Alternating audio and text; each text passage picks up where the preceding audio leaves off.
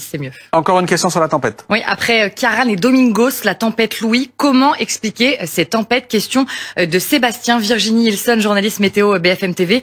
Qu'est-ce qu'on répond à Sébastien? Que les conditions météo étaient tout à fait propices à leur formation, pour les 3 tempêtes en tout cas. Alors déjà, précisons que c'est un phénomène qui est tout à fait de saison, puisque 80% des tempêtes se produisent à l'automne et à l'hiver, et la saison donc des tempêtes, c'est vraiment de septembre à mars. Et un épisode de tempête est qualifié ainsi si au moins 2% de la surface du territoire connaît des rafales de vent qui sont supérieures à 100 km/h, notamment à l'intérieur des terres. C'était le cas donc pour la tempête Louis.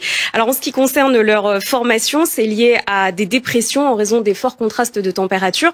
Cette période de l'année, on a de l'air donc polaire qui englobe notamment le Groenland, et puis on a de l'air tropical qui a tendance aussi parfois à remonter un petit peu. Et dans un état stable, l'air chaud et l'air froid ne se mélangent pas, ça crée donc des dépressions. Ce qui va faire que la tempête est plus ou moins violente, c'est le différentiel de température tout simplement, ce qu'on appelle une dépression qui est plus ou moins creuse et qui va être propulsée par ce qu'on appelle aussi l'autoroute donc des dépressions. C'est un peu le rail des dépressions, c'est le jet stream.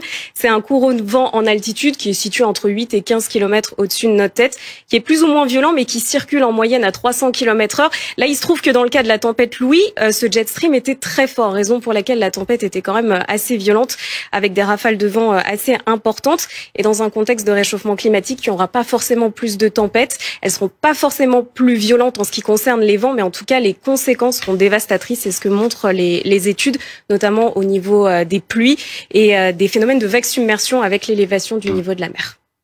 Merci Virginie. Lisa, on va parler de logement. Oui, on va parler de logement parce qu'il y a beaucoup de... Une météo perturbée en ce vendredi après-midi, notamment ici sur les côtes de la Manche. Vous le voyez derrière moi, à Berck-sur-Mer, avec un ciel bien gris, des pluies, mais aussi du vent, des conditions météo qui vont rester aussi agitées.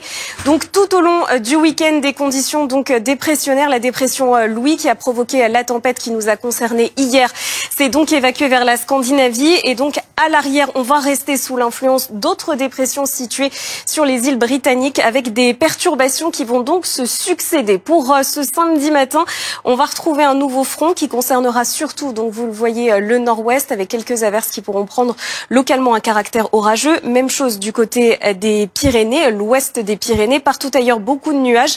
De la neige aussi en montagne, de fortes chutes de neige attendues sur les Pyrénées tout au long de la journée. Et puis on retrouvera un temps un petit peu plus calme dans le courant de l'après-midi sur l'est du territoire, avec un ciel changeant entre nuages et éclaircies. La perturbation, elle, va s'avancer à l'intérieur des terres. Elle va concerner surtout les Landes. On va surveiller ce qui va se passer avec des cumuls de pluie importants tout au long du week-end, donc en remontant également, vous le voyez, vers le Pas-de-Calais, avec toujours donc de la neige sur les reliefs, notamment les Alpes du Sud. Demain matin, les températures seront comprises entre 2 et 6 degrés, et dans le courant de l'après-midi, des températures stationnaires, mais des températures donc de saison qui seront comprises dans l'ensemble entre 6 et 16 degrés. 16 degrés, ce sera donc pour Bastia.